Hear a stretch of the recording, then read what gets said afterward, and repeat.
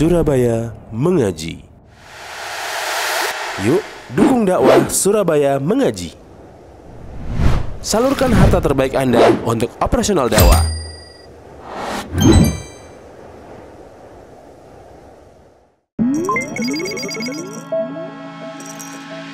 Assalamualaikum warahmatullahi wabarakatuh. Innal hamdalillah nahmaduhu wa nasta'inuhu wa nastaghfiruh wa na'udzu billahi min shururi anfusina wa min sayyiati a'malina. Man yahdihillahu fala mudilla lahu wa man yudlil fala hadiya lahu. Asyhadu an la ilaha illallah wahdahu la syarika lahu wa asyhadu anna Muhammadan 'abduhu wa rasuluh. Ya ayyuhalladzina amanu taqullaha haqqa tuqatih wa la tamutunna illa wa antum muslimun. Ya ayyuhan nasu taqu rabbakum alladzi khalaqakum min nafsin wahidah wa khalaqa minha zawjaha wa batha minhuma rijalan katsiran wa nisaa'a wattaqullaha alladzi tasaaluna bihi wal arham innallaha kana 'alaykum raqiba. Ya ayyuhalladzina amanu taqullaha wa qulu qawlan sadida yuslih lakum a'malakum wa yaghfir lakum dhunubakum wa man yuti'illaha wa rasulahu faqad faza fawzan 'azima. أما بعد فإن أصدق الحديث كتاب الله وخير الهدي هدي محمد صلى الله عليه وسلم وشر الأمور محدثاتها وكل محدثة بدعة وكل بدعة ضلالة وكل ضلالة في النار. معاشر الإخوة rahimani wa rahmatullah. Pertama-tama Anda mengucapkan jazakumullah khair sudah diberikan kesempatan untuk bisa bertemu dengan antum sekalian dalam rangka tawassul bil haq wa tawassul bis sabr, dalam rangka saling menasihati dalam kebaikan, dalam al-haq, dan saling menasihati dalam kesabaran. Dan mudah-mudahan usaha yang antum semua lakukan dicatat oleh Allah Subhanahu wa taala, dan mudah-mudahan langkah yang kita keluarkan, usaha yang kita upayakan dalam rangka menuntut ilmu ini mudah-mudahan menjadikan kita dimudahkan oleh Allah Subhanahu wa taala untuk menuju surganya. Sebagaimana kata Rasulullah SAW, "Man salaka tariqan yaltamisu fihi 'ilman, sahalallahu lahu bihi tariqan ilal jannah." Barang siapa yang berjalan untuk menuntut ilmu agama, maka niscaya Allah Subhanahu wa taala akan mudahkan ia menuju surganya. Ma'asyiral ikhwah rahimani wa rahimakumullah. Pada pertemuan yang singkat ini, insyaallah kita akan membahas sebuah tema yang ana rasa cukup panjang sebetulnya kalau mau dibahas. Cuman karena waktunya tidak terlalu panjang, mungkin akan banyak kita ringkas. Kita akan ambil poin-poinnya saja. Karena memang tema ini sangat penting, namun karena terbatasnya waktu, jadi ada yang harus kita ringkas insyaallah. Yang kita akan bahas pada sesi pertama ini, temanya adalah menggapai ruh pejuang dakwah. Dakwah, sebagaimana yang antum semua ketahui, merupakan suatu amalan, suatu ibadah yang nilainya besar di sisi Allah Subhanahu wa taala. Ia merupakan tugasnya para nabi dan para rasul. Profesinya para nabi dan para rasul. Maka orang yang berjalan di atas jalan dakwah, maka ia memikul tugas yang dipikul oleh nabi dan para rasul. Maka ini merupakan suatu kemuliaan ketika kita bisa menjadi orang yang berjalan di atas dakwah, yang mengajarkan orang kebenaran, yang mengajak orang kepada al-haq, sebagaimana para rasul dan para nabi mengajak manusia kepada kebenaran. Sebagaimana kata Allah Subhanahu wa taala, "Qul hadhihi sabili ad'u ila Allahi 'ala basiratin ana wa man ittaba'ani wa subhanallahi wa ma ana minal musyrikin." Kata Allah Subhanahu wa taala, katakan wahai Muhammad, inilah jalanku. Inilah jalanku. Itu jalannya Rasul sallallahu alaihi wasallam dan orang-orang yang mengikuti jalanku. Apa itu jalannya? Ad'u ilallah. Aku menyeru kepada Allah. Mengajak manusia kepada Allah. Bukan kepada diri sendiri, bukan kepada ormas atau kepada sesuatu yang lainnya. Namun kita mengajak manusia kepada Allah. Ad'u ilallahi ala basiratin. Kita mengajak manusia kepada Allah, namun bukan hanya mengajak, tetapi kita mengajak di atas ilmu, bukan di atas kejahilan. Ad'u ilallahi ala basiratin ana wa man ittaba'ani. Aku dan orang-orang yang bersamaku. Maka dakwah ini merupakan suatu kemuliaan ketika Allah Subhanahu wa taala memberikan taufik kepada kita, memberikan hidayah kepada kita sehingga kita bisa turut berkontribusi dalam dunia dakwah ini. Dan dakwah, orang yang berjalan di atas dakwah, maka ia akan mendapatkan pahala yang besar. Bukankah Rasulullah SAW bersabda, "Man dalla ala khairin falahu mithlu ajri fa'ilihi." Barang siapa yang menunjuki kepada orang lain tentang suatu kebaikan, maka baginya pahala kebaikan yang dilakukan oleh orang tersebut. Bayangkan kalau antum semua mengajarkan orang tentang sholat, kemudian dia sholat sepanjang hidupnya, maka setiap dia sholat antum mendapatkan pahalanya. Ketika kita mengajarkan orang tentang suatu sunnah dari Nabi SAW, kemudian sunnah itu diamalkan, maka kita akan mendapatkan pahala sampai ia meninggal dunia. Maka sungguh beruntung orang-orang yang Allah pilih ia untuk terjun dalam dunia dakwah ini. Ini merupakan suatu kemuliaan yang kenikmatan ini tidak Allah berikan kepada semua orang. Namun kenikmatan ini hanya Allah berikan kepada orang-orang yang Allah inginkan kepadanya kebaikan. Makanya kata Nabi SAW, "Man yuridillahu bi khairan yufaqihu fiddin." Orang yang Allah inginkan untuknya kebaikan, maka akan Allah pahamkan kepadanya ilmu agama. Kemudian dakwah yang merupakan suatu ibadah yang mulia ini, suatu tugas yang mulia ini tidak akan diterima oleh Allah Subhanahu wa taala. Tidak akan membuahkan sebuah hasil kecuali yang pertama dan terutama kita harus mengikhlaskan kepada Allah Subhanahu wa taala. Semua ibadah, sekecil apapun ibadah itu, ketika tidak ikhlas, maka tidak akan diterima oleh Allah Subhanahu wa taala. Kata Rasulullah SAW, "Innallaha la yaqbalu minal amali illa khalisan wa butughiya bihi wajhu." Kama qala SAW. Allah Subhanahu wa taala tidak akan menerima suatu amalan kecuali orang yang melakukan amalan itu dia niatkan ikhlas karena Allah Subhanahu wa taala. Maka ketika kita terjun dalam dunia dakwah ini, yang terutama dan yang paling utama, kita harus menata niat kita. Untuk apa kita berdakwah? Apakah kita berdakwah hanya ikut-ikutan? Apakah kita terjun dalam dunia dakwah ini untuk mencari popularitas agar dipuji manusia, atau untuk mendapatkan dunia, atau tujuan-tujuan yang lainnya?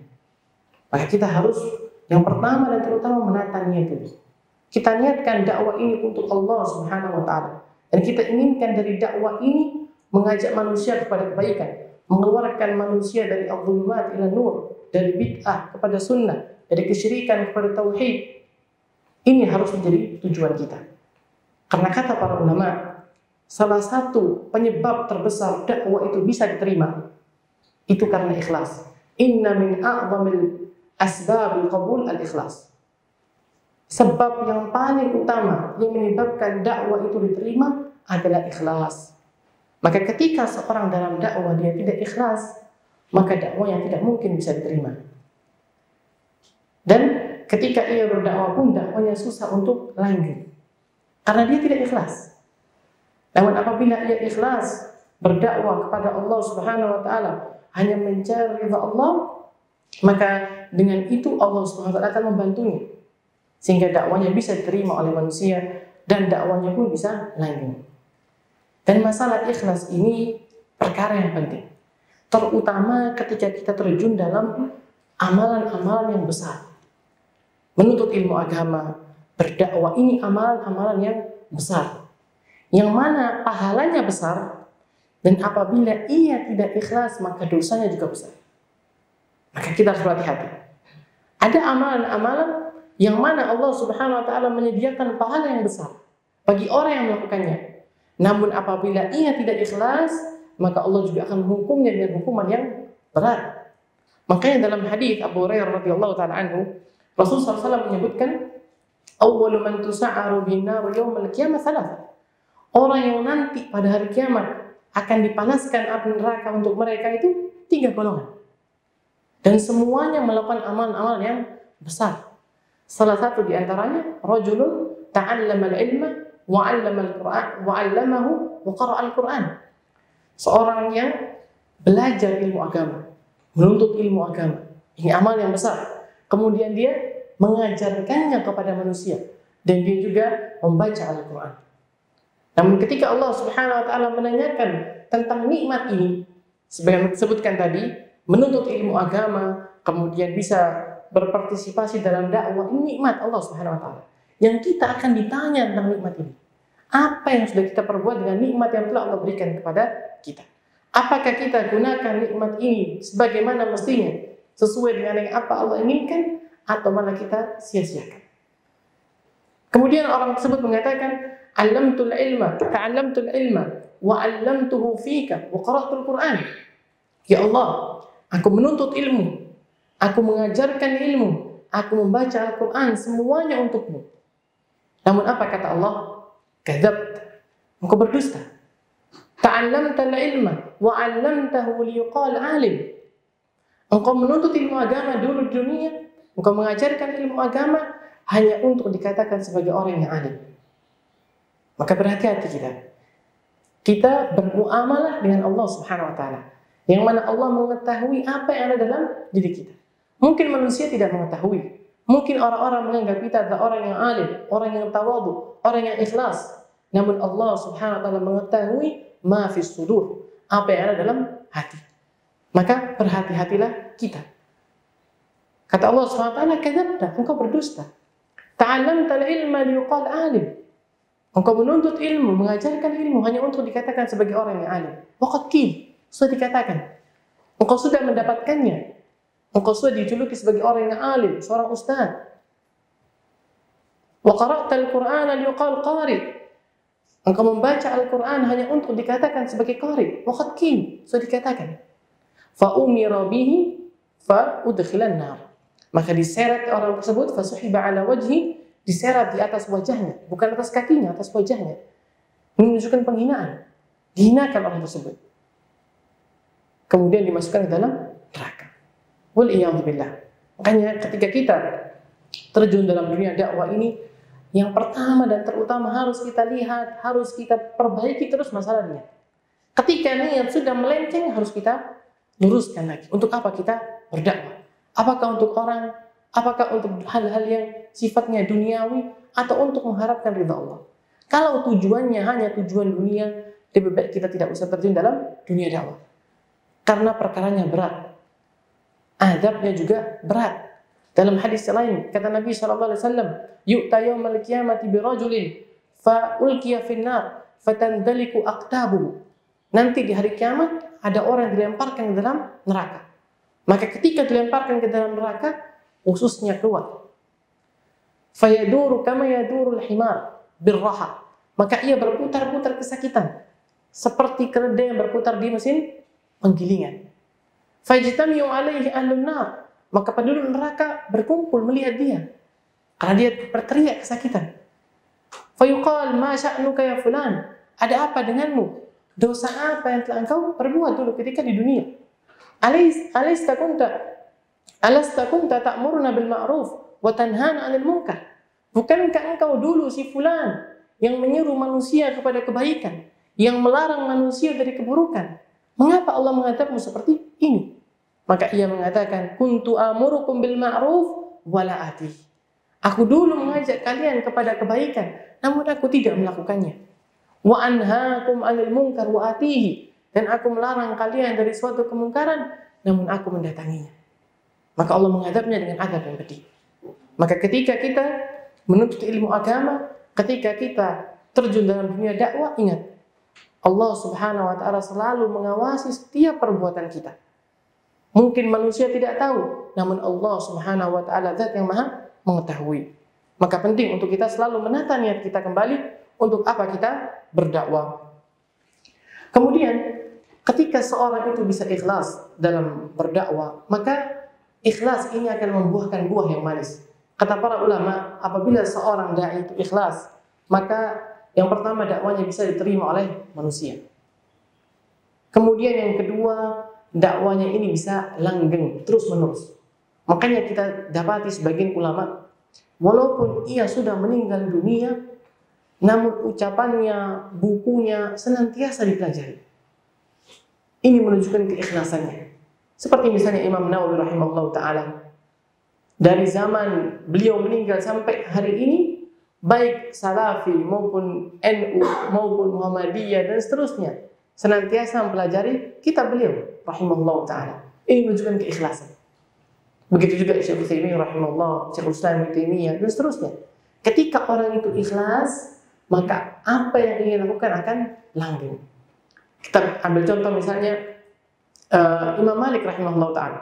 Ketika Imam Malik menulis kitabnya Al-Muwatta, kitab yang ma'ruf, kitab hadis, dikatakan kepada Imam Malik, "Mengapa engkau menulis Muwatta?"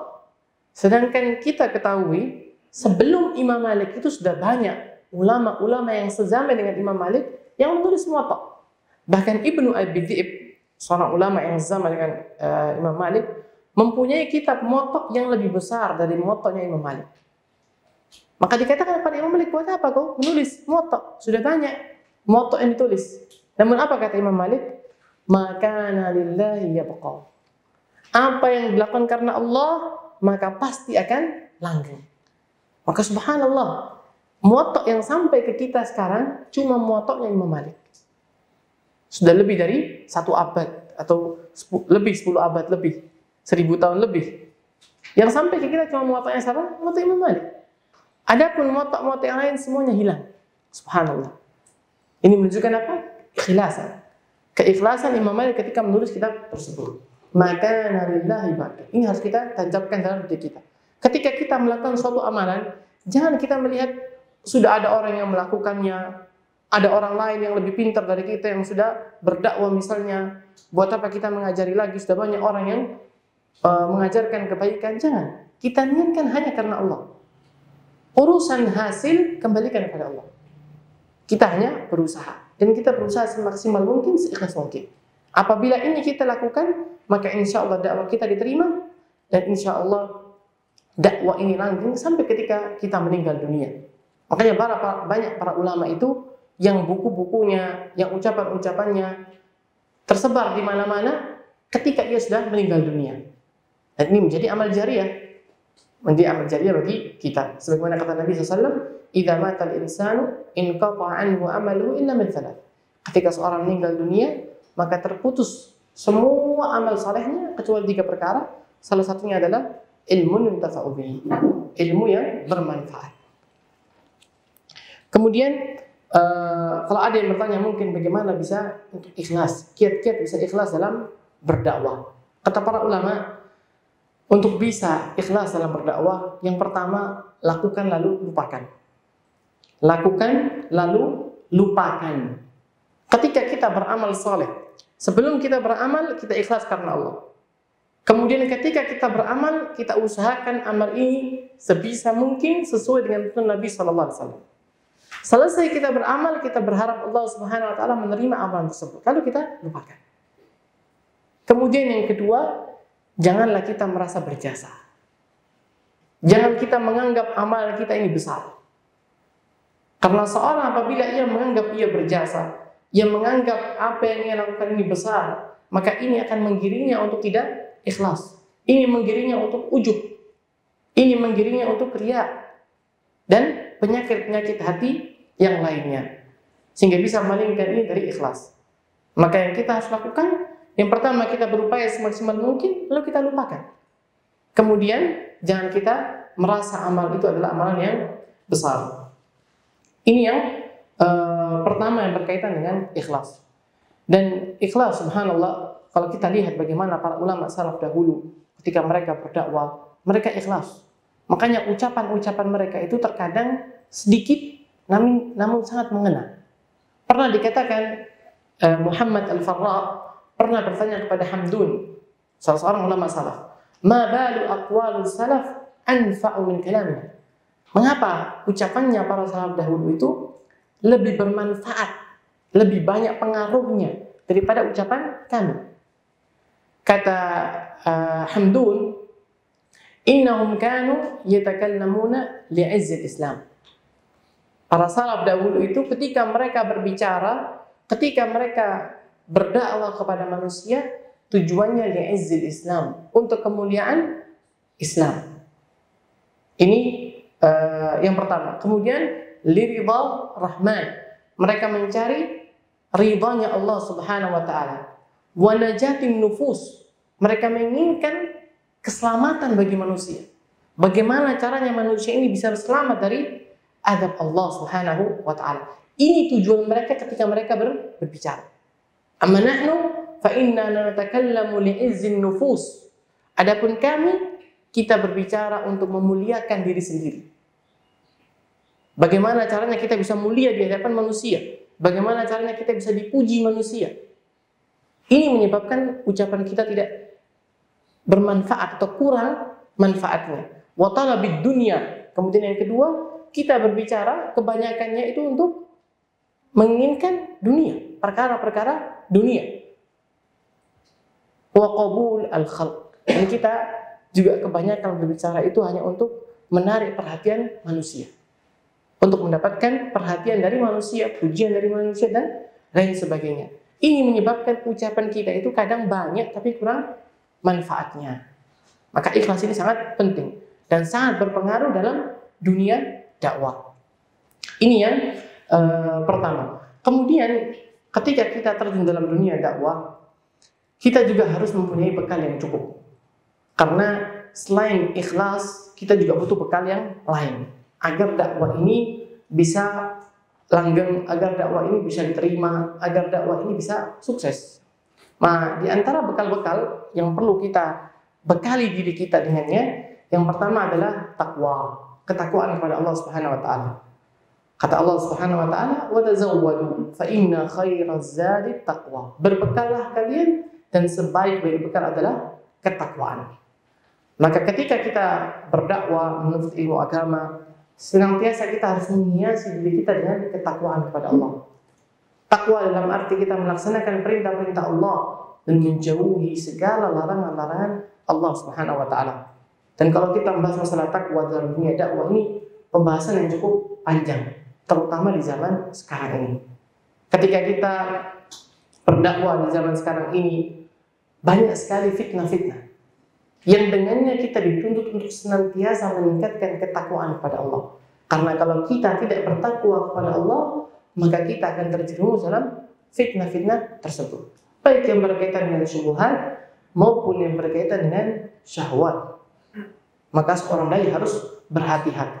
Apalagi dia adalah seorang dai, yang mana ia akan menjadi contoh bagi manusia, bagi orang-orang awam. Maka ia harus senantiasa memperbaiki dirinya, senantiasa meningkatkan ketakwaan kepada Allah Subhanahu wa taala. Dan hendaknya dia selalu merasa Allah Subhanahu wa taala mengawasi segala perbuatannya. Ini yang pertama. Kemudian yang kedua, yang perlu kita bekali juga adalah ilmu agama. Kata Allah Subhanahu wa taala dalam ayat yang kita sebutkan di awal tadi, "Qul hadhihi sabili ad'u ila Allah 'ala basiratin ana wa man ittaba'ani." Katakan wahai Muhammad, aku menyeru kepada Allah di atas ilmu. Oh, subhanallah, kalau kita melihat ayat ini, bagaimana Allah SWT menekankan tentang ilmu. Karena ilmu ini sangat penting dalam dakwah. Dan ketika kita berdakwah ala basiratin, di atas ilmu, kata para ulama, ala basiratin fi thalathati umur. Kita berilmu dalam 3 perkara. Yang pertama, fima yad'u ilaih. Kita mengilmui apa yang kita ajarkan kepada manusia. Orang yang berdakwah, sebelum dia mengajak manusia kepada kebaikan, maka ia harus terlebih dahulu mempelajari kebaikan tersebut. Karena ketika seseorang berdakwah, mengajak manusia kepada kebaikan, namun ia tidak belajar, artinya di atas kejahilan, maka mafsadat, keburukan yang akan terjadi itu lebih besar daripada maslahatnya. Makanya orang harus belajar terlebih dahulu. Karena boleh jadi yang ia anggap, ia ajak manusia kepada perbuatan tersebut, ternyata itu adalah perbuatan yang dilarang dalam agama. Makanya kita harus belajar. Kita pelajari apa-apa yang kita akan ajarkan kepada manusia sebelum kita mengajarkannya. Ini yang pertama. Dan ini penting. Seorang dai harus betul-betul menguasai. Karena ketika dia tidak menguasai ilmu itu, maka bahaya, fatal. Boleh jadi dia mengajarkan kepada manusia itu suatu kewajiban, padahal itu bukan suatu kewajiban. Atau ia melarang manusia dari suatu perkara, padahal perkara itu tidak dilarang. Maka harus berhati-hati orang yang berbicara dalam masalah agama ini. Karena kita di sini berbicara dalam masalah agama, yang artinya salah dan benarnya itu ada konsekuensinya. Kalau kita bicara tentang urusan dunia, salah benar cuma rugi atau untung. Tapi kalau masalah agama ini ada dosa dan ada pahala, maka harus berhati-hati. Apalagi kita mengajak orang lain. Sehingga kesalahan itu bukan hanya diri sendiri. Ketika kita salah, kemudian kita mengajar orang ikut salah, orang itu mengajak orang lain lagi, maka kesalahan ini akan terus menerus, maka berbahaya. Ketika kita mengajar, orang harus berhati-hati. Dan dalam dunia sekarang ini, dunia yang teknologinya sudah semakin canggih, ketika kita men-share sesuatu, itu harus diteliti terlebih dahulu. Karena ini, ketika kita men-share ke orang, orangnya juga tidak memperhatikan, tidak meneliti terlebih dahulu, kemudian dia nge-share lagi ke orang lain, maka akan terus keburukan-keburukan itu. Makanya harus diteliti terlebih dahulu. Ini betul-betul kebaikan atau bukan?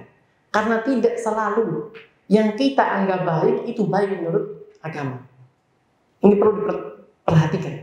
Tidak selalu yang kita anggap baik itu baik dalam agama.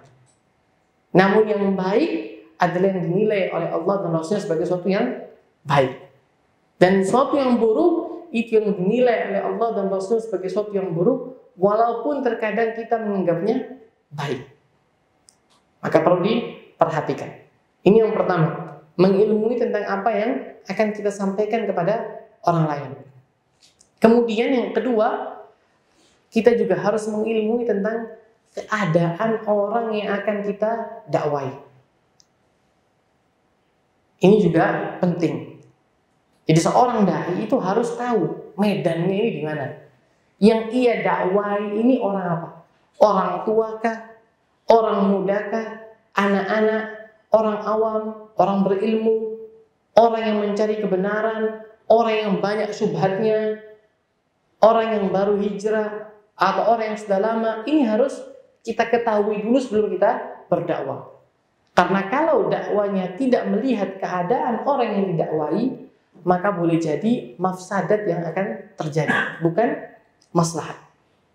Dan Rasulullah SAW, kalau kita melihat bagaimana beliau SAW ketika berdakwah, maka akan kita jumpai Nabi SAW itu senantiasa memperhatikan keadaan mad'u, orang yang didakwai. Sebagai contoh misalnya, kisah yang ma'ruf, kisah A'rabi, seorang Badui yang kencing di masjid. Ketika orang Badui ini kencing di masjid, maka para sahabat marah. Karena ia kencing di masjid. Namun Rasulullah SAW mengetahui keadaan orang Arab Badui ini. Ia orang Arab dari Badui. Tidak memiliki ilmu.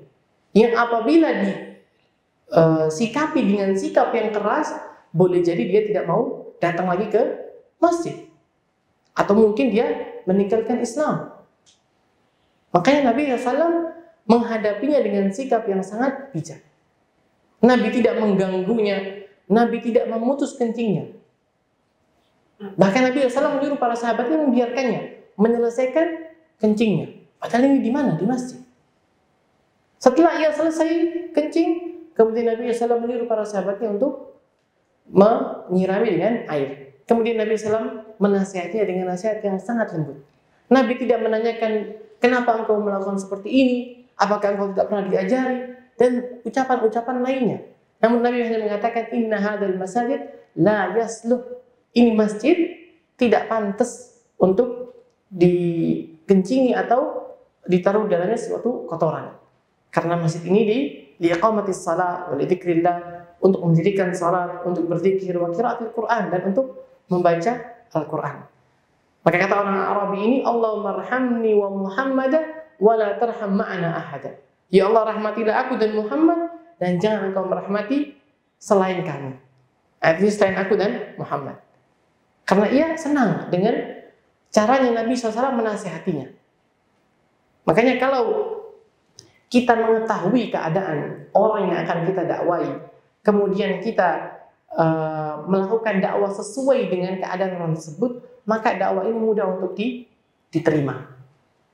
Begitu juga Nabi SAW ketika mendengar salah seorang sahabatnya Muawiyah bin Hakam ketika berbicara dalam sholat, Muawiyah berbicara dalam salat. Maka para sahabat melihatnya dengan pandangan yang tajam. Maka ketika selesai salat, Nabi tidak memarahinya. Namun Nabi hanya menjelaskan bahwasanya salat ini tidak boleh berbicara. Innama hiya li tasbih wa takbir wa qiraatul Quran. Salat itu hanya diisi dengan tasbih, takbir dan membaca Al-Quran. Tidak boleh berbicara. Namun lain halnya ketika Nabi SAW menegur Mu'adz ibn Jabal dalam hadis yang ma'ruf, ketika Mu'adz mengimami salat kemudian memanjangkan bacaannya, maka kita lihat respon Nabi SAW, respon yang keras. Nabi mengatakan, aturidu an takuna fattanan ya Mu'adz? Apakah engkau mau menjadi seorang yang menyebarkan fitnah, menjadi penyebab fitnah wahai Mu'adz? Padahal kalau kita mau bandingkan, tentu kencing di masjid lebih parah daripada hanya memanjangkan bacaan dalam sholat. Namun Nabi SAW mengetahui keadaan Mu'adz dan mengetahui keadaan Arab Badui tadi. Seandainya Arab Badui tadi diucapkan ucapan yang keras seperti diucapkan kepada Mu'adz, bisa jadi dia sudah tidak akan datang lagi ke masjid atau bahkan keluar dari Islam. Namun Mu'adz, Nabi mengetahui imannya Mu'adz. Maka Nabi mengucapkan ucapan yang keras karena Nabi tahu siapa yang diajak berbicara. Maka ini penting, ketika kita berdakwah, kita harus melihat siapa orang yang kita dakwai. Terus ketika juga datang mungkin kepada kita orang yang bertanya tentang sesuatu yang mungkin terkadang kita mendengarnya ini pertanyaan yang berat atau tidak pantas dan sebagainya, maka kita harus menyikapinya dengan bijak. Maka penting untuk mengetahui tentang keadaan orang yang didakwai. Sebagai contoh, misalnya contoh lain, Nabi SAW ketika didatangi oleh seorang pemuda yang mengatakan kepada Nabi SAW, "Idzin li bizina." Ya Rasulullah, izinkan aku untuk berzina. Kalau kita mungkin datangi seperti itu, mungkin sudah kita marahi. Namun lihat Nabi SAW bersikap sangat lemah lembut terhadap pemuda tersebut. Nabi hanya mengatakan, "Atardha hadza li ummik?" Apakah engkau ridha kalau ibumu dizinai? La ya Rasulullah. Dia mengatakan, tidak ya Rasulullah. Atardha li ukhtik? Apakah engkau ridha ketika saudara perempuanmu dizinai? Dia mengatakan, la ya Rasulullah.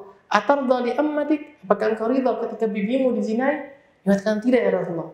Hakatan nas. Begitu juga manusia. Maka hilang keinginan untuk berzina. Kemudian Nabi mendoakan orang tersebut. Bayangkan, ia minta izin untuk berzina, tidak dimarahi, malah didoakan. Maka ini perlu seorang dai untuk seperti itu. Kita perlu mengetahui keadaan orang yang kita dakwai. Jangan langsung kita marah. Jangan langsung kita bersikap keras. Karena boleh jadi orang ini tidak pantas untuk dikerasi. Namun ada kalanya kita juga harus bersikap tegas. Jadi pertengahan, tidak lembut terus, tidak keras terus, tapi sesuai dengan keadaan orang yang didakwai. Kalau orang itu orang yang baru hijrah misalnya, maka ketika muncul kesalahan-kesalahan yang mungkin kita rasa itu besar, tapi kita lihat dulu siapa orang ini. Mungkin dia baru belajar, maka kita bersikap lemah lembut terhadapnya, sehingga ia semakin bersemangat lagi untuk belajar. Namun apabila yang salah ini orang yang sudah lama, mungkin kita bisa menyikapinya dengan lebih tegas supaya tidak mengulangi lagi. Dan begitu. Kemudian yang berikutnya kita juga harus mengilmui. Yang ketiga ya. Yang pertama tadi kita harus mengilmui tentang apa yang kita dakwahkan. Yang kedua kita mengilmui tentang keadaan orang yang akan kita dakwai. Yang ketiga kita harus mengilmui tentang metode dakwah. Metode dakwah ini juga penting. Karena dakwah kepada orang yang baru hijrah misalnya berbeda dengan dakwah kepada orang yang sudah lama. Dakwah kepada orang awam berbeda dengan dakwah kepada orang yang sudah ngaji. Ketika metodenya salah, maka ini menyebabkan dakwahnya mungkin tidak bisa diterima.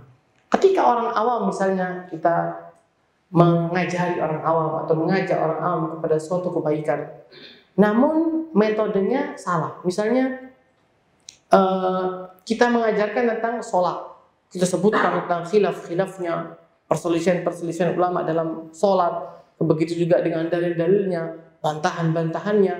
mungkin orang ini besok sudah tidak ngaji lagi. Cuma 1 kali, selesai. Karena dia belum siap dengan metode seperti itu. Sama kebalikannya, ketika orang sudah mengaji, sudah lama belajar, ketika bahas tentang sholat, cuma mengajarkan sholat itu wajib, kemudian sholat memiliki keutamaan, hal-hal yang dasar, maka besok dia tidak ngaji lagi. Karena dia sudah merasa ini sudah sering didapatkan. Maka metode itu penting. Ketika orangnya itu seorang yang semangat untuk belajar, maka kita juga mengajarinya berbeda. Maka setelah kita mengetahui keadaan orang yang didakwahi, kita pilihkan metode yang tepat untuknya. Afwan, AC-nya nyala ya?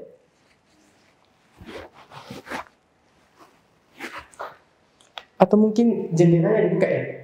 Biar agak dingin. Gimana menurut antum?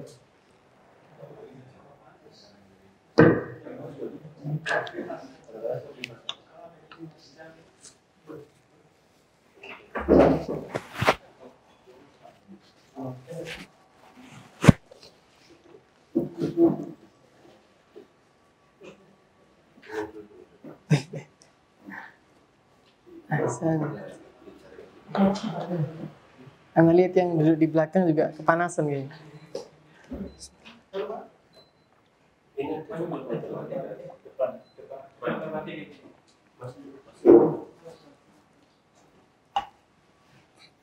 Bikin putra aja, biar yang lain juga kena. Kalau bisa.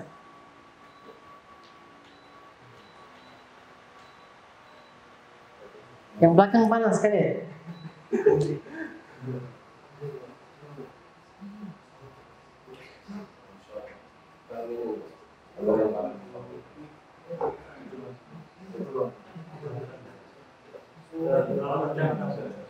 Yang depan aja. Terlalu kencang apa enggak antum? Hah? Pas. Tuh. Atau dikurangi sedikit mungkin ya? Tuh. Jazakallah khair.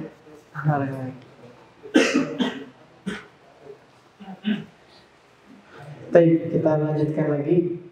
Yang ketiga tadi tentang mengilmui tentang metode dalam berdakwah.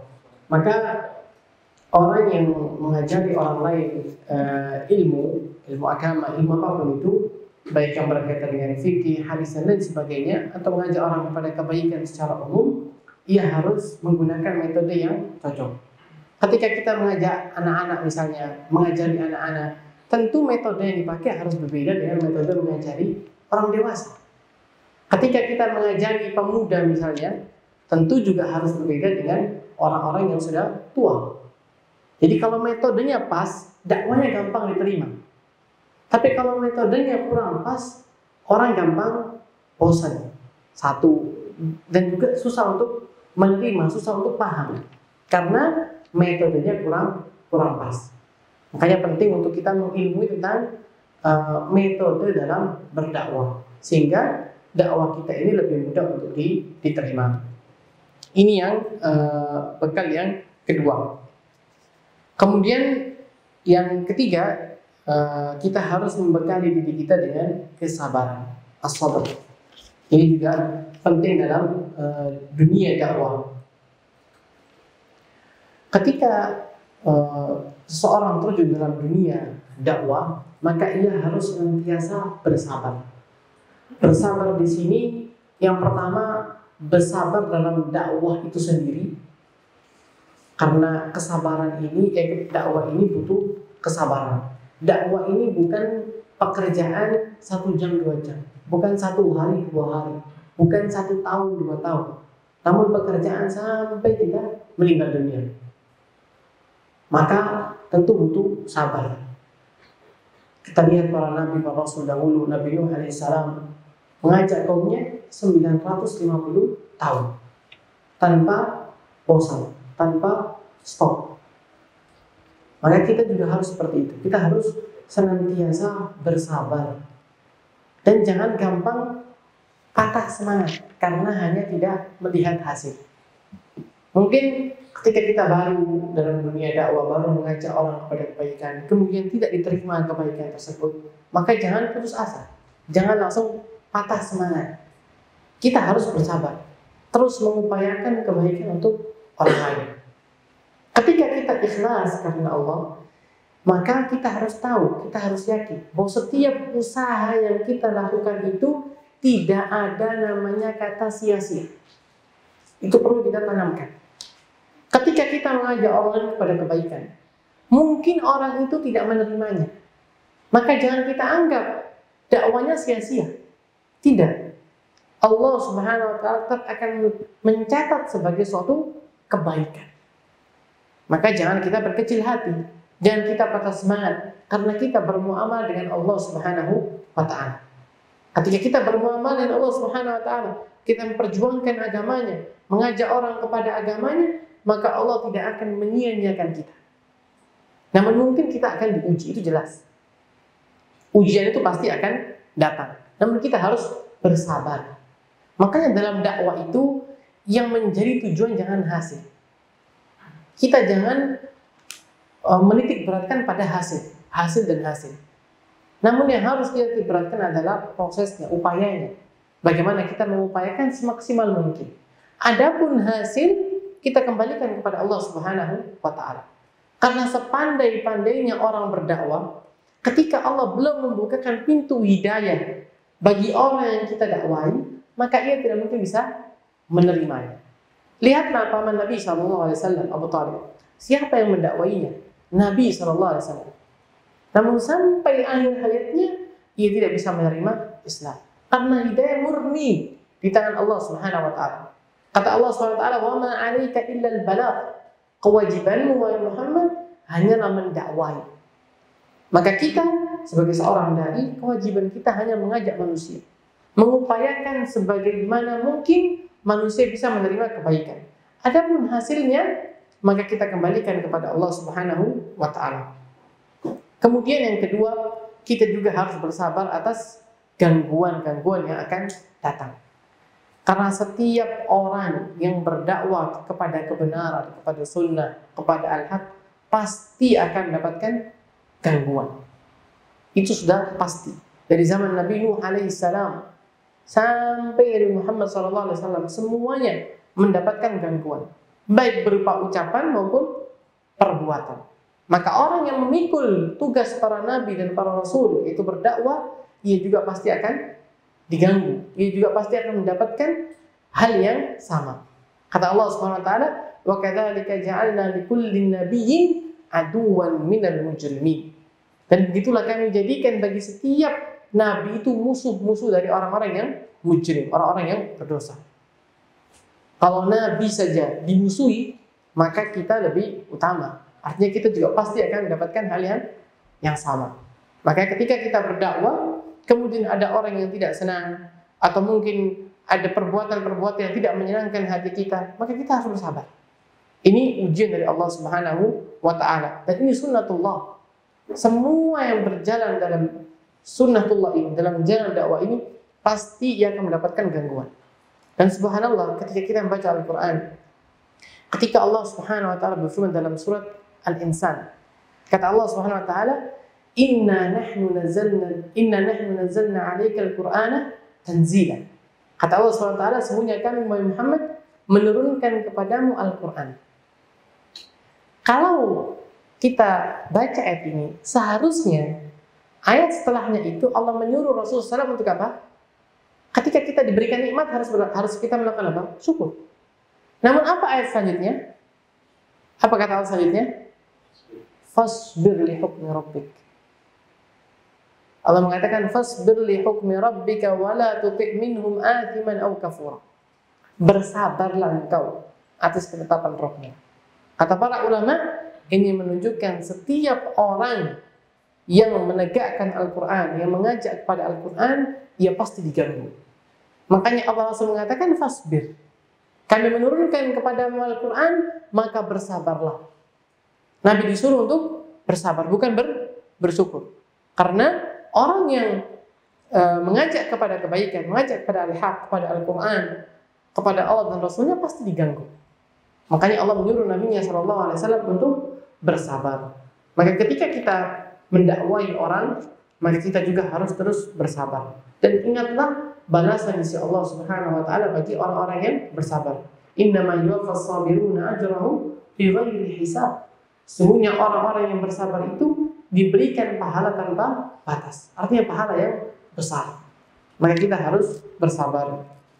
Kemudian bekal yang keempat, yang terakhir, akhlakul karimah. Seorang dai itu harus memiliki akhlak yang mulia. Ketika kita menjadi seorang dai, orang yang mengajak manusia kepada kebaikan, maka kita menjadi orang yang pertama melakukan kebaikan tersebut. Itu harus. Ketika kita mengajak orang lain untuk menyebarkan salam misalnya, maka kita juga harus menyebarkan salam.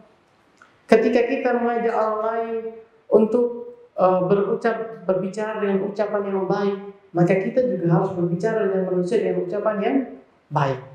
Karena seorang dai itu perbuatannya itu lebih mengena daripada perkataannya. Orang lebih menilai perbuatan kita daripada perkataan kita. Ketika perbuatan kita menyelisihi ucapan kita, maka susah untuk diterima dakwah kita. Maka ketika kita terjun dalam dunia dakwah ini, kita harus senantiasa menghiasi diri kita dengan akhlak yang baik kepada setiap orang. Dan subhanallah, terkadang orang ketika berhijrah, ketika dia mulai mengenal sunnah, sebagian orang berubah akhlaknya. Ini sangat disayangkan. Yang mulanya mungkin menyambung tali silaturahmi dengan keluarganya, ketika ia mengenal sunnah, putus tali silaturahmi. Hanya karena mungkin saudaranya atau keluarganya belum hijrah. Ini jangan dilakukan seperti ini. Karena dengan kita melakukan itu, yang dinilai buruk bukan hanya kita, tapi ajarannya kita diajarkan. Itu juga dinilai buruk oleh orang. Maka ini penting. Terutama ketika kita bermuamalah dengan orang-orang awam. Mereka akan mencap buruk apa yang kita diajarkan, bukan diri kita saja. Maka kita harus berhati-hati. Dan orang yang ketika mengenal sunnah, harusnya dia lebih memperbaiki muamalahnya. Baik kepada orang tuanya, kepada saudara-saudaranya, kepada teman-temannya. Ia harus bersikap lemah lembut. Ia harus mencontohkan, mencerminkan sunnah yang telah ia pelajari. Itu penting. Karena dengan akhlak yang baik itu, dakwah yang kita ajarkan mudah diterima. Kita lihat orang-orang yang mendakwakan kepada kebatilan. Mereka kenapa dakwanya mudah diterima? Karena baik pada orang-orang awam. Baik terhadap sesama. Maka manusia dengan mudah menerima apa yang ia sampaikan. Namun sebaliknya, apabila kita muamalahnya kurang baik, maka sebaik apapun dakwah yang kita sampaikan susah untuk diterima. Nabi SAW saja, kata Allah Subhanahu wa taala, "Fabima rahmatin minallahi linta lahum, walau kunta faddan ghalidhal qalbi lan faddu min hawlik." Karena rahmat Tuhanmu wahai Muhammad, engkau bersikap lemah lembut. Seandainya engkau keras, maka mereka akan meninggalkanmu. Kalau seandainya Nabi SAW saja, ketika beliau bersikap keras bisa ditinggalkan, apalagi kita. Maka penting ketika kita berdakwah ini untuk bersikap lemah lembut. Bahkan terhadap orang yang berbuat salah sekalipun. Kata para ulama, ketika kita melihat orang yang berbuat salah, berbuat maksiat, kita harus melihat dia dengan dua kacamata. Kacamata yang pertama, kacamata al-ghadab, marah terhadap perbuatannya. Karena dia sudah berbuat maksiat kepada Allah Subhanahu wa taala, maka kita harus marah. Kacamata yang kedua, kacamata rahmah, kasih sayang. Kita harus mengasihaninya. Kita harus mengupayakan bagaimana orang ini untuk bisa keluar dari maksiat yang ia sedang lakukan. Jangan hanya kita marahi saja, jangan hanya kita benci, namun tidak ada rasa rahmat di situ. Maka ketika kita mungkin Allah sedang berikan kepada kita hidayah, kepada as-sunnah ini, kepada kebaikan-kebaikan, maka ketika kita melihat orang masih awam, orang masih jauh dari sunnah, jangan kita benci, jangan kita marahi, namun kita kasihani. Dengan rasa empati, rasa kasihan, maka akan muncul usaha-usaha untuk bagaimana menyelamatkannya, bagaimana mengajaknya supaya bisa menjadi seperti kita. Maka seorang dai perlu untuk berakhlak dengan akhlak yang baik, terutama terhadap keluarganya, kepada orang tuanya, kepada saudara-saudaranya. Kita tunjukkan bahwa ajaran yang kita pelajari ini, sunnah yang kita pelajari ini membawa kebaikan, bukan membawa keburukan, menyebabkan kita menjadi orang yang lebih baik, bukan sebaliknya menjadi orang yang lebih buruk. Dengan seperti itu, maka diharapkan dakwah yang kita sampaikan bisa lebih diterima. Kemudian yang terakhir, karena waktunya sudah semakin sempit, yang terakhir, kiat agar dakwah ini bisa sukses. Yang pertama yang sudah kita sebutkan di awal tadi, harus ikhlas karena Allah. Kemudian yang kedua, seorang itu harus bertakwa kepada Allah. Kemudian yang ketiga, ia membekali dirinya dengan bekal-bekal yang sudah kita sebutkan tadi, membekali dirinya dengan ilmu, membekali dirinya dengan kesabaran, membekali dirinya dengan akhlak yang mulia. Kemudian yang keempat dan yang terakhir, ia harus memiliki skala prioritas. Jadi dalam dakwah itu jangan asal-asalan. Ketika kita mau mendakwai orang, itu jangan asal-asalan. Dalam arti, ketika kita mau mendakwai orang, kita harus punya skala prioritas. Mana yang lebih diutamakan? Ketika orang itu orang yang masih awam, maka kita prioritaskan pada dakwah at-tauhid. Kita ajarkan dia tentang tauhid. Dimulai dengan dari tauhid yang dasar. Jadi jangan hanya kita berdakwah ini supaya orang senang. Jangan. Dakwah ini bukan kita ingin agar banyak orang yang mengikuti kita, bukan. Kita berdakwah ini bagaimana agar orang itu bisa selamat. Maka kita harus memilih yang paling utama dan yang paling dibutuhkan. Dan yang paling dibutuhkan itu yang pertama at-tauhid. Setelah orang itu mengenal tauhid, mengenal sunnah, maka yang kedua kita ajarkan dia tentang agamanya, tentang sholatnya, bagaimana tata cara sholat, bagaimana puasa, bagaimana zakat, dan seterusnya. Dari hal-hal yang wajib untuk dia ketahui. Karena dalam ilmu agama ini ada ilmu-ilmu yang fardu ain, seorang wajib untuk belajar. Ada yang hukumnya fardu kifayah. Maka seorang dai harus pintar-pintar untuk menentukan skala prioritas. Jangan kita berdakwah ini mana yang gampang, mana yang enak, mana yang mudah, atau mana yang sedikit perselisihannya dengan manusia, itu jangan. Namun yang kita prioritaskan harus mana yang lebih banyak membawa manfaatnya bagi orang lain. Ketika dalam dakwah ini ada skala prioritas, maka insya Allah dakwah itu lebih bisa diterima dan juga bisa membuahkan hasil yang baik. Karena tidak mungkin kita mengajarkan orang tata cara sholat yang benar sesuai dengan sunnah Nabi SAW kalau tauhidnya masih salah, maka susah untuk diterima. Tidak mungkin kita mengajak orang untuk meninggalkan bid'ah, mengajarkan dia tentang sunnah-sunnah Nabi, kalau ia sendiri belum meyakini kalau bid'ah itu bid'ah. Tidak mungkin bisa diterima. Makanya harus ada skala prioritas dalam berdakwah ini, sehingga dakwah kita lebih bisa membawakan hasil, bisa menyebarkan kebaikan yang lebih besar bagi orang. Baik, ini sedikit yang bisa kita sampaikan pada sesi yang pertama ini. Mudah-mudahan bermanfaat. Sallallahu Nabi Muhammad wa ala alihi wasallam. Kalau ada pertanyaan, Anda persilakan.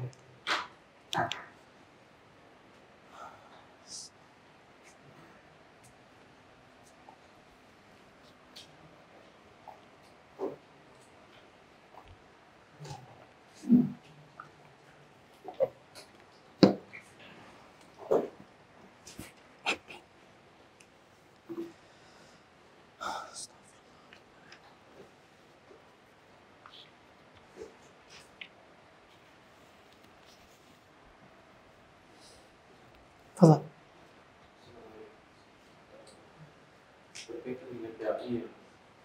dia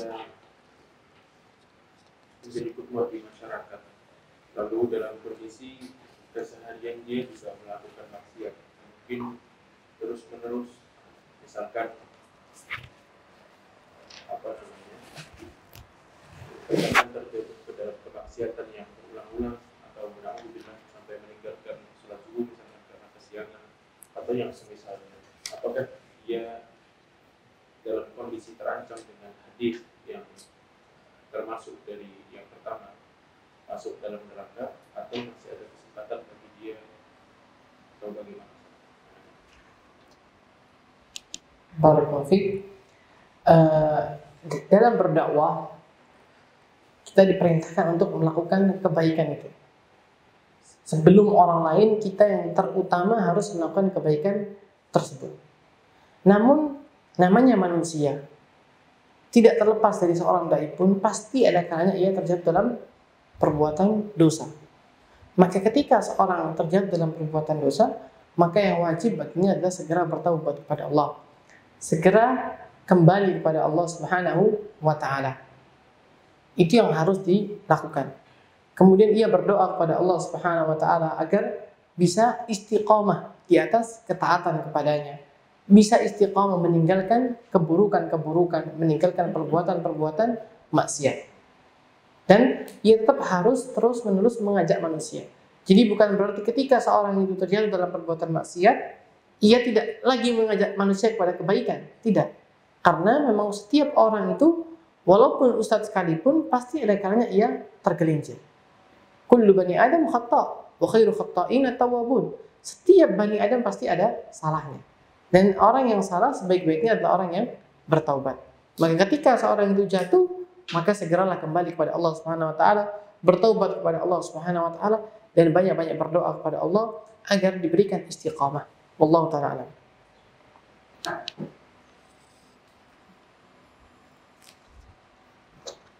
Ana ingat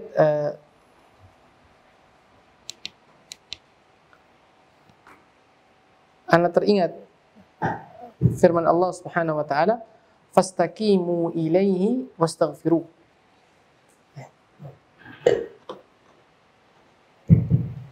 Ana teringat firman Allah Subhanahu wa taala, fastaqimu ilaihi wastaghfiruh.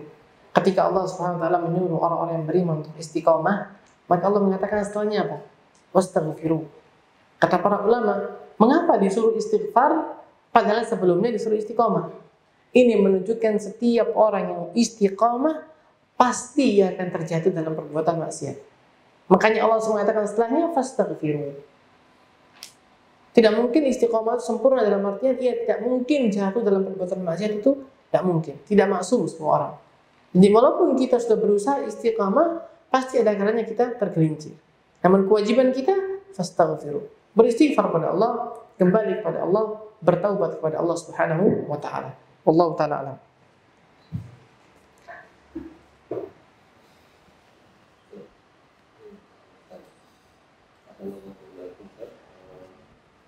Berkaitan tadi disinggung tentang niat dalam menyeru kebaikan, yaitu niat yang baik itu adalah ikhlas di dalamnya.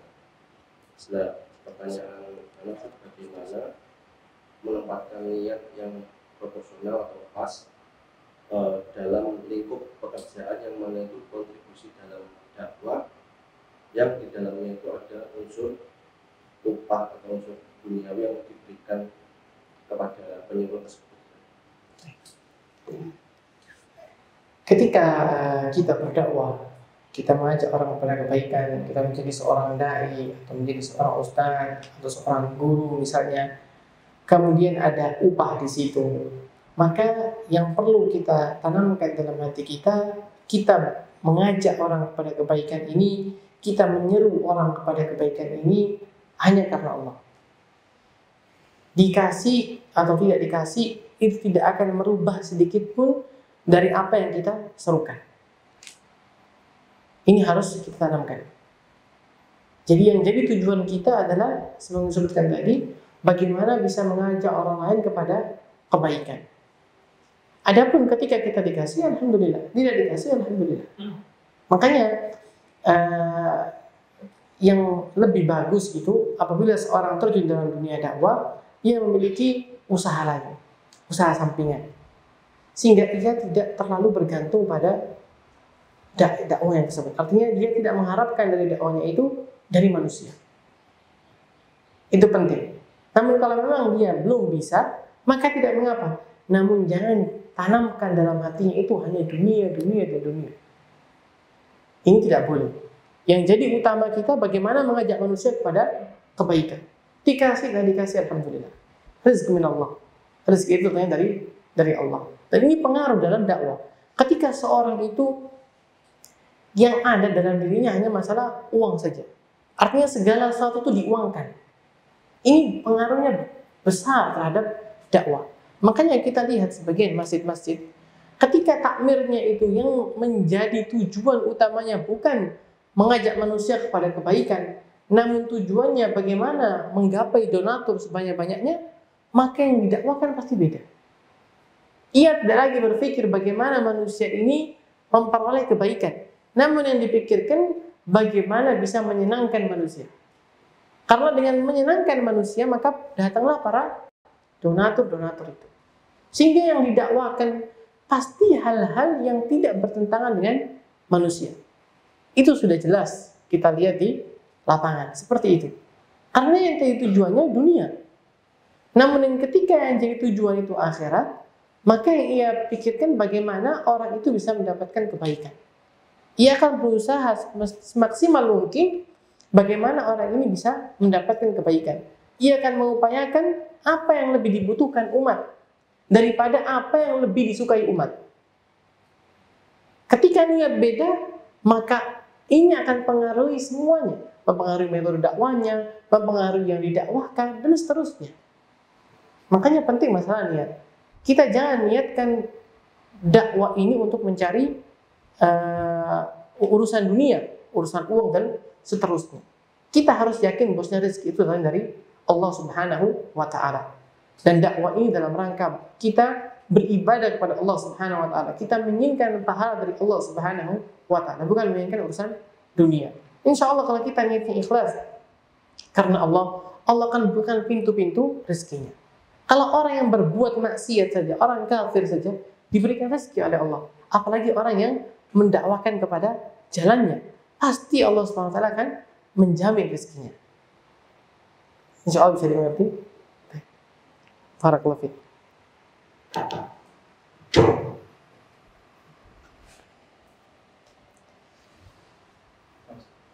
Nah,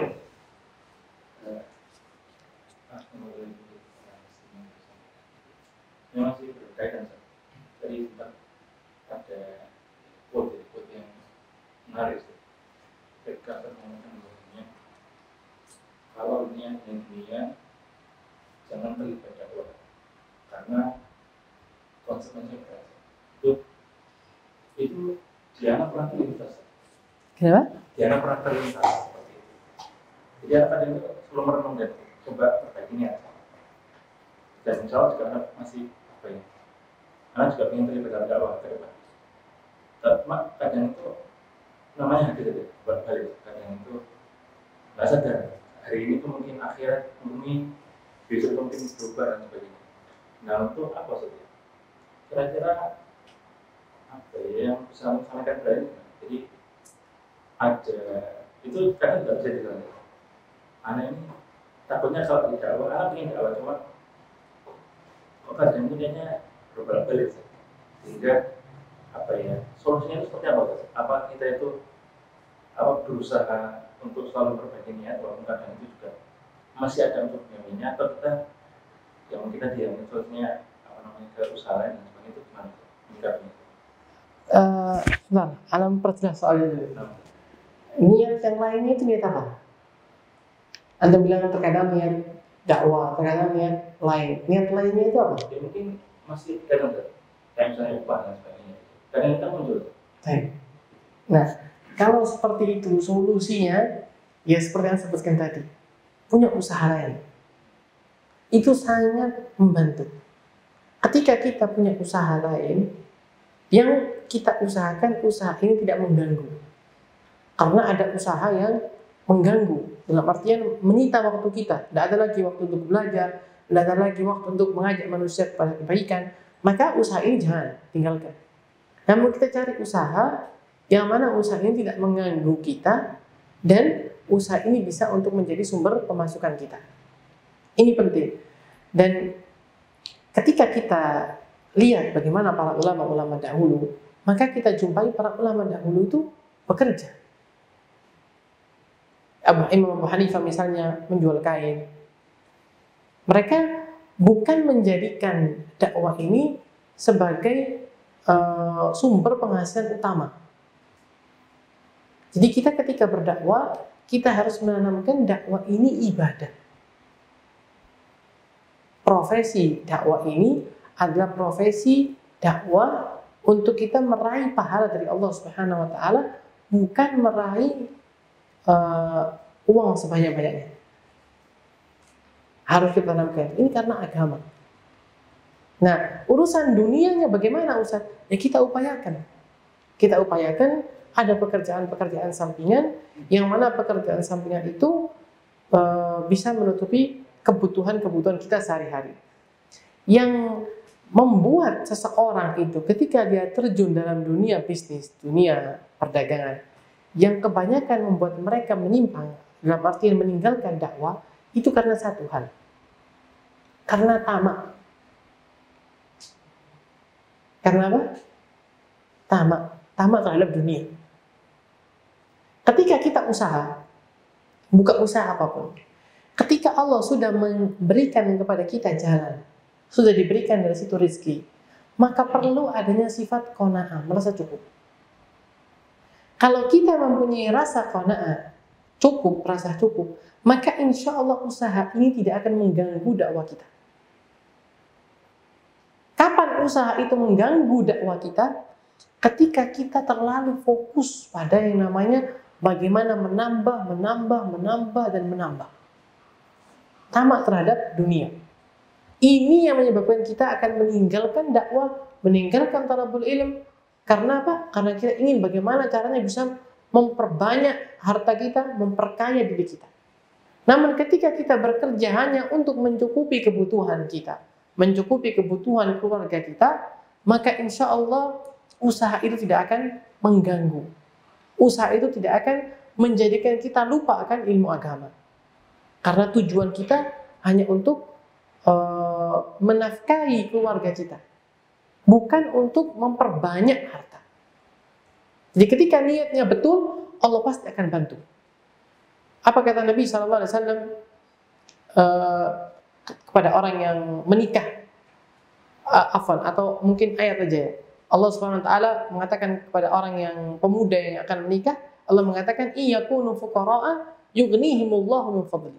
Ketika orang itu akan menikah, niatnya baik, ia ingin menjaga dirinya dari perbuatan zina misalnya, maka Allah mengatakan apa? Yughnihimullahu min fadli. Allah akan memberikan kepada mereka kekayaan dari sisinya. Jadi seorang itu pasti ada rezekinya.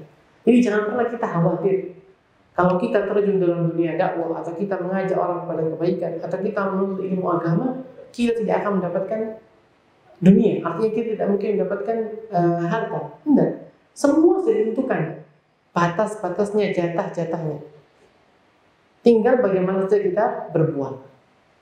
Dan yang paling penting masalah tadi itu, jangan tamak terhadap dunia.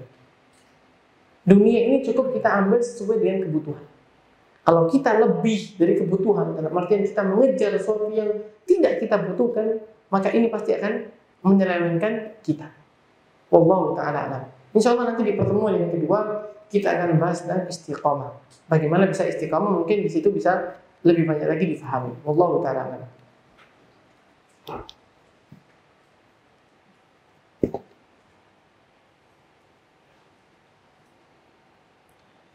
Ada lagi pertanyaan? Dan kalau boleh sedikit cerita, mungkin Anda sendiri merasakan apa yang Anda merasakan. Dulu ketika kita masih sekolah, masih di stay Ali bin Abi Thalib, karena Anda lulusan stay Ali bin Abi Thalib, banyak dari keluarga mungkin yang bertanya mau kerja apa. Itu sudah biasa seperti itu kan. Ketika kita fokus belajar ilmu agama, pasti akan muncul pertanyaan seperti itu. Baik dari diri sendiri maupun dari orang sekitar. Mau kerja apa dengan belajar ilmu agama ini? Nanti kalau sudah lulus mau jadi apa? Nanti kalau mau menikah bagaimana? Dan seterusnya, pertanyaan-pertanyaan yang bersifat duniawi. Namun ketika kita menyampingkan pertanyaan-pertanyaan tersebut, kemudian kita ikhlas karena Allah Subhanahu wa taala, maka subhanallah, Allah pasti akan bantu. Allah mengatakan dalam Al-Qur'an apa? "Wa may yattaqillaha yaj'al lahu makhraja wa yarzuqhu min haitsu la yahtasib." Dalam ayat selanjutnya mengatakan, "Wa may yattaqillaha yaj'al lahu min amrihi yusra." Barang siapa yang bertakwa kepada Allah, pasti Allah berikan kepadanya apa? Kemudahan. Makanya jangan pernah kita khawatir. Yang perlu kita tanamkan adalah keyakinan kepada Allah. As-thiqatu billah. Kita percaya pada Allah Subhanahu wa taala bahwa Allah pasti bantu kita, bahwa Allah pasti tidak akan menyia-nyiakan kita. Selanjutnya kita badul asbab, berusaha. Antum pasti akan mendapatkan kemudahan-kemudahan. Dan subhanallah, ketika anak ke Madinah, kemudian di Madinah juga sama, di Madinah itu pintu untuk mencari uang itu betul-betul terbuka lebar. Dan itu sangat kita rasakan. Sangat mudah untuk mencari uang ketika di Madinah. Banyak sekali lapangan-lapangan kerja. Namun, alhamdulillah, taufik dari Allah, kita tetap belajar. Nggak mencari yang urusan dunia. Dalam arti tidak ikut pekerjaan. Karena memang tujuan anak waktu itu anak mau belajar. Dan ustadz-ustadz di sana yang senior-senior juga menasehati kita untuk belajar. Kalau mau mencari dunia, pulang, nggak usah belajar. Rugi waktunya. Antum belajar, anak pernah biasa salah orang senior anak yang mengatakan kalau mau dunia, antum pulang saja. Jangan buang-buang waktu di sini. Karena 4 tahun antum bisa dapat uang banyak kalau kerja. Jadi jangan antum sia-siakan waktu. Kalau antum mau belajar, fokuskan belajar. Kalau mau memang dunia, tinggalkan belajar ini, pulang ke Indonesia. Dan subhanallah, ketika kita betul-betul belajar, ketika saatnya kita pulang, Allah Subhanahu wa taala membukakan kita dari pintu yang lain. Karena orang itu mikir kalau anak ambil pekerjaan ini, nanti anak mau kerja apa? Ketika datang tawaran buat bekerja mungkin yang mana itu nanti bisa mengganggu kita, karena kita takut. Kalau tidak nerima sekarang, nanti anak mau dapat pekerjaan apa? Mau ambil dapat uang dari mana? Jangan kita takut. Percaya pada Allah Subhanahu wa taala. Subhanallah, nanti datang dari pintu yang tidak kita sangka-sangka. Dan itu anak rasakan sendiri. Betul-betul anak terkadang itu tidak nyangka bisa mendapatkan seperti itu. Nah, jadi perlu kita pahami, perlu kita tanamkan dalam diri kita, percaya pada Allah. Kalau kita kurang kepercayaan, maka muncul rasa takut. Ketika kita tidak percaya kalau Allah pasti memberikan rezeki, maka nanti setan bermain di situ. Akan dibisiki bagaimana dan bagaimana dan bagaimana. Bagaimana masa depannya, bagaimana anaknya, bagaimana biaya sekolah anaknya, dan seterusnya. Sehingga kita mulai menyelewengkan. Tapi kalau kita fokus, kita berusaha, kita percaya pada Allah, maka Allah tidak akan menyia-nyiakan kita. Wallahu ta'ala alam.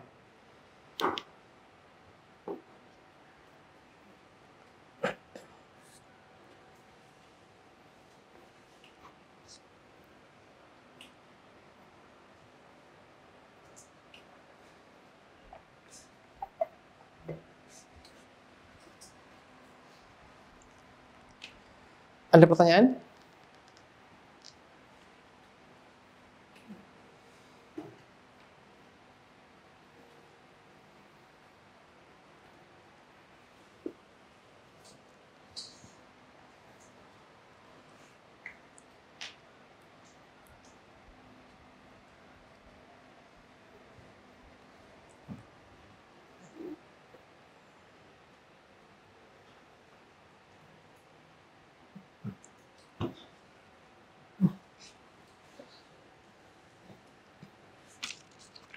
Fadhal, kalau ada yang mau bertanya, fadhal.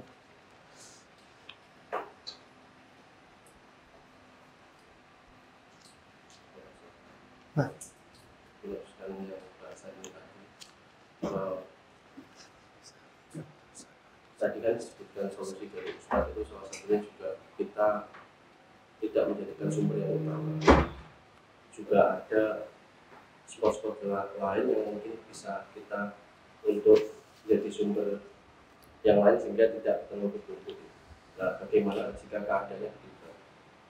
Dalam intensitas kita berkontribusi dalam dakwah itu secara waktu itu banyak sehingga kurang atau bahkan tidak memungkinkan untuk bisa melakukan hal-hal yang sampingan dan sebagainya itu.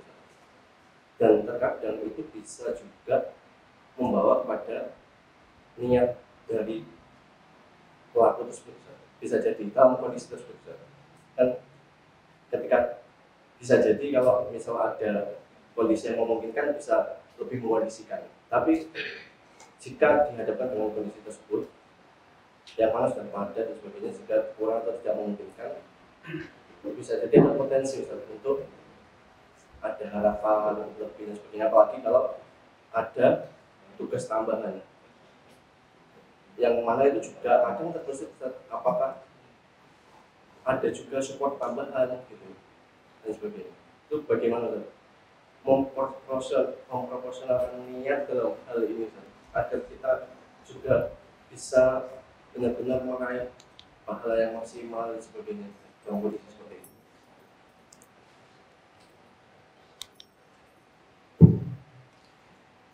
Kembali lagi kalau masalah seperti yang antum sebutkan tadi itu, memang perlu kita itu sering-sering membaca tentang keutamaan ikhlas. Kita juga perlu sering-sering membaca tentang balasan-balasan Allah baik dalam Al-Quran maupun hadis-hadis yang menyebutkan tentang keutamaan ikhlas, keutamaan dakwah, sehingga ketika mulai muncul niat-niat yang lain itu kita bisa kembali dengan kita banyak mengingat tentang keutamaan ikhlas, keutamaan dakwah, maka kita lebih mudah untuk ikhlas. Namun kalau ayat-ayat tersebut, hadis-hadis tersebut jarang kita ingat-ingat, maka nanti akan muncul keinginan-keinginan tersebut.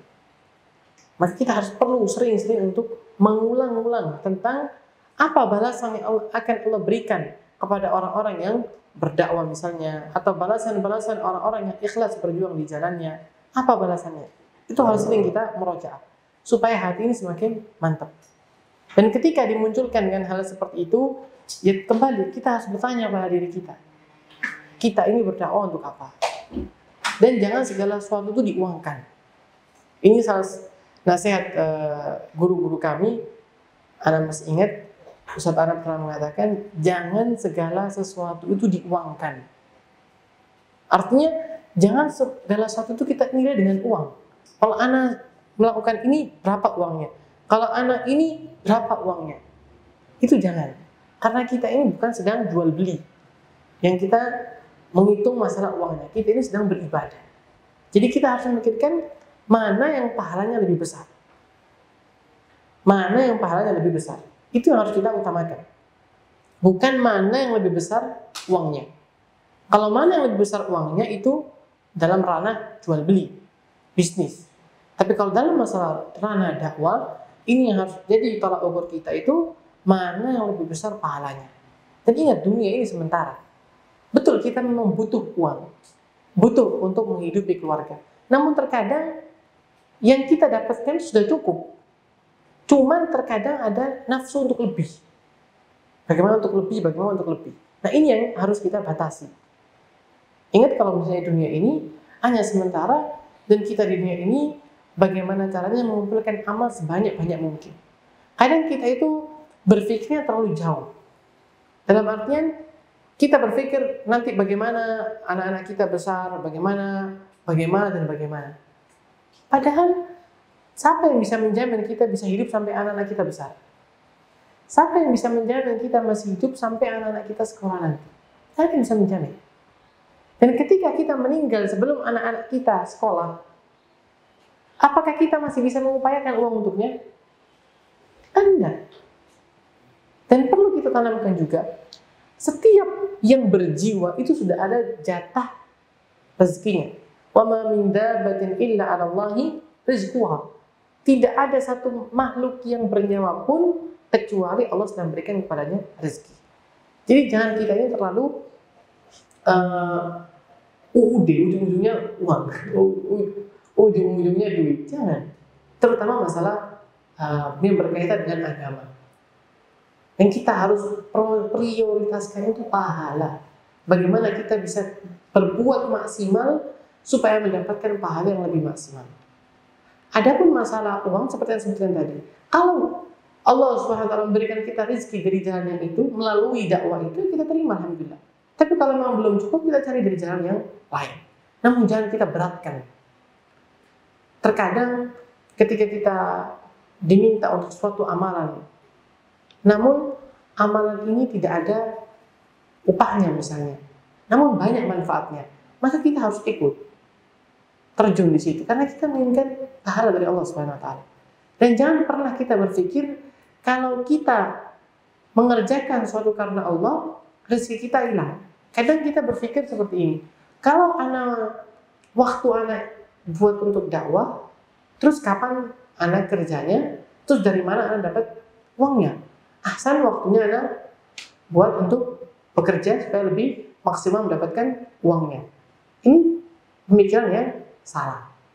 Karena kalau kita bisa dijadikan contoh, misalnya ketika antum lihat cicak di dinding, apakah nyamuk yang mendatangi cicak atau cicak yang mendatangi nyamuk?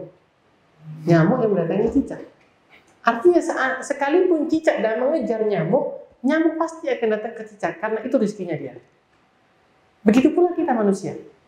Sekalipun kita berdakwah, meluangkan waktu kita untuk belajar, untuk berdakwah, yang menjadi rezeki kita pasti akan datang. Rezeki itu seperti maut.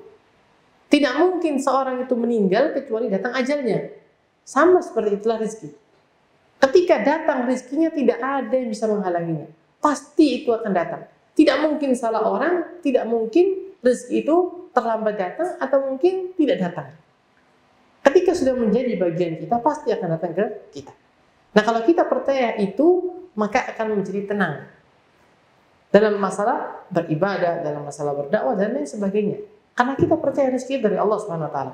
Adapun manusia ini hanya sebab, hanya wasilah. Allah mendatangkan rezeki kita dari mereka. Bukan mereka yang memberi rezeki kepada kita. Itu harus kita tanamkan. Rezeki dari Allah, manusia hanya sebab. Jadi walaupun dia tidak mengasihi kita, Allah akan berikan rezeki kita dari jalan yang lain. Kalau kita punya pemikiran seperti itu, maka kita menjadi lebih tenang. Namun kalau kita menganggap rezeki itu hanya dari fulan, maka ketika kita dikasih, kita marah. Insya Allah dipahami. Allah Ta'ala alam.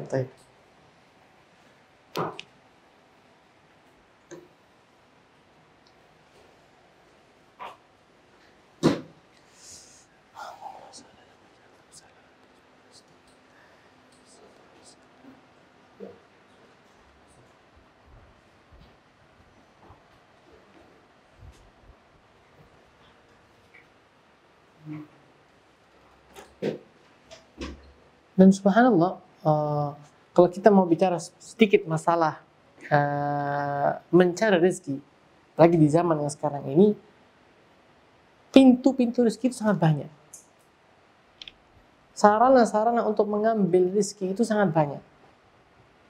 Dan banyak juga sarana-sarana tersebut yang tidak memakan waktu. Artinya tidak mengambil waktu yang banyak. Tinggal bagaimana kita berupaya. Dan yang kedua, kita berdoa. Itu penting. Doa itu penting. Jangan pernah kita menyandarkan usaha kita ke diri kita, kepada kemampuan kita. Ana bisa ini, ana bisa ini. Jangan. Kita sandarkan semuanya pada Allah. Kita minta pada Allah. Ya Allah, ana ingin rezeki yang tidak mengganggu dakwah ana, yang tidak mengganggu menuntut ilmu agama ana, yang bisa mencukupkan kehidupan ana. Kita harus berdoa kepada Allah dan yakin kalau Allah itu innallaha ala kulli syai'in qadir. Allah itu mampu atas segala sesuatu. Ketika ketika kita berusaha dan berdoa, pasti Allah Subhanahu wa taala akan membukakan kepada kita pintu-pintu rezekinya. Apalagi di zaman sekarang ini. Jadi jangan terlalu berpikir pendek, berpikir luas masalah rezeki. Jangan pernah takut.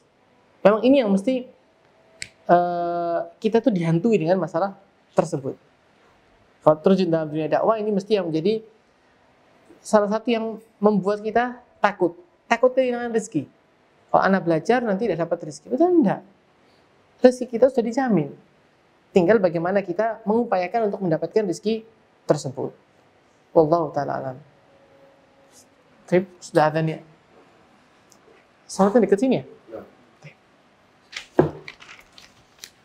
Trip, kita lanjutkan lagi insyaallah habis asar.